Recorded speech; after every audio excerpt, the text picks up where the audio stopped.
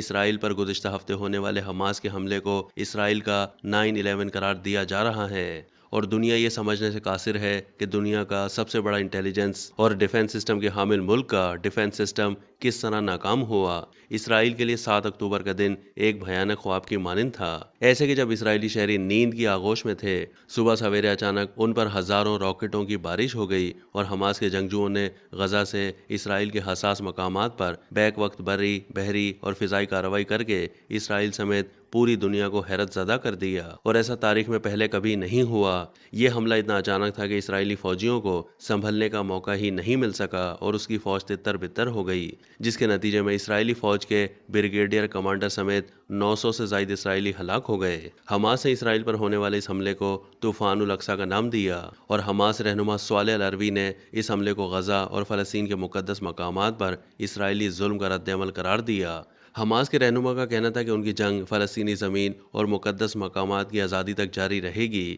اسرائیلی وزیر اعظم نیتن یاہو نے ملک میں حالت جنگ کا اعلان کرتے ہوئے غزہ کو صفحہ ہستی سے مٹانے کی دھمکی دیتے ہوئے کہا ہے کہ یہ جنگ طویل عرصے تک جاری رہے گی۔ بعد ازاں اسرائیلی طیاروں نے غزہ کی سویلین آبادی پر بمباری کر کے 700 سے زائد فلسطینیوں کو شہید کر دیا اور فضائی حملوں کا دائرہ کار لبنان تک پھیلا دیا۔ موجودہ صورتحال میں غزہ کھلی جیل میں تبدیل ہو گیا ہے، اور اسرائیلی حکومت نے غزہ کا مکمل محاصرہ کر کے پانی اور ایندھن کی سپلائی معطل کر دی ہے۔ موجودہ صورتحال میں حزب اللہ بھی شامل ہو گئی ہے، جس نے لبنان سے کئی راکٹ اسرائیل پر فائر کیے ہیں۔ حزب اللہ ایران، عراق اور لبنان سمیت کئی ممالک میں سرگرم ہے، اور ایسا لگتا ہے کہ مستقبل قریب میں یہ ممالک بھی حماس اسرائیل تنازع میں شامل ہو سکتے ہیں، جس سے یہ جنگ تیسری جنگ عظیم کی صورت اختیار کر سکتی ہے۔ دوسری طرف اسرائیل کے اتحادیوں امریکہ، برطانیہ، جرمنی، فرانس اور بھارت نے اسرائیل کی کھل کر حمایت کر دی ہے، اور امریکہ نے اسرائیل کی مدد کے لیے اپنا بحری بیڑا، بحری جنگی جہاز روانہ کر دیے ہیں،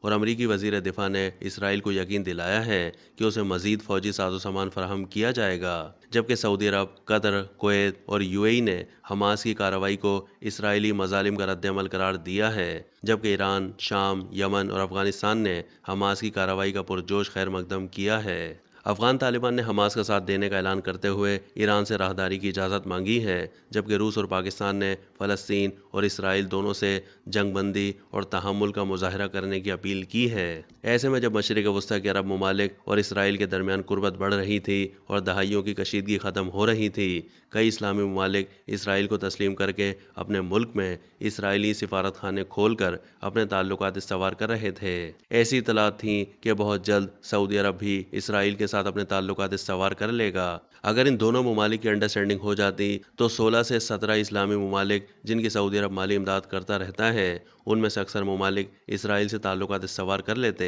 پاکستان کے بارے میں بھی ایسی اطلاعات تھیں کہ سعودی عرب اور اسرائیل کے تعلقات استوار ہونے کے بعد اگر پاکستان اسرائیل سے تعلقات استوار نہیں بھی کرتا تو کم از کم اسرائیل اور اسرائیل کو تسلیم کرنے والے اسلامی ممالک کی مخالفت نہیں کرے گا۔ مگر حماس کے حالیہ حملے نے ان ممالک کے لیے اسرائیل سے تعلقات میں گرم جوشی کو سرد مہری میں تبدیل کر دیا ہے، اور اسرائیل عرب ممالک کے درمیان ہونے والی پیش رفت کو ہائی جیک کر لیا ہے۔ عموماً یہ دیکھا گیا ہے کہ اس طرح کے واقعات کے بعد خوشیاں محدود ہوتی ہیں، مگر اس کا رد عمل آتا ہے تو بعض اوقات آپ کی توقع سے بھی زیادہ خطرناک ہوتا ہے۔ گو کہ حماس کے اسرائیل پر حملے پر اسلامی ممالک کے عوام جشن منا رہے ہیں، مگر ان ممالک کی حکومتیں پریشانی سے دوچار ہیں، کیونکہ حماس کے حملے نے ان کے امن عمل کو سبوتاژ کر دیا ہے۔ اب ان ممالک کو یہ فیصلہ کرنا ہوگا کہ وہ حماس اسرائیل جنگ میں کس کے ساتھ کھڑے ہوتے ہیں۔ پاکستان کے لیے حماس اسرائیل جنگ خوش آئند نہیں، جس کے باعث عالمی منڈی میں تیل کی قیمتوں میں اضافہ ناگزیر ہے، جس سے پاکستان کی معیشت متاثر ہوگی۔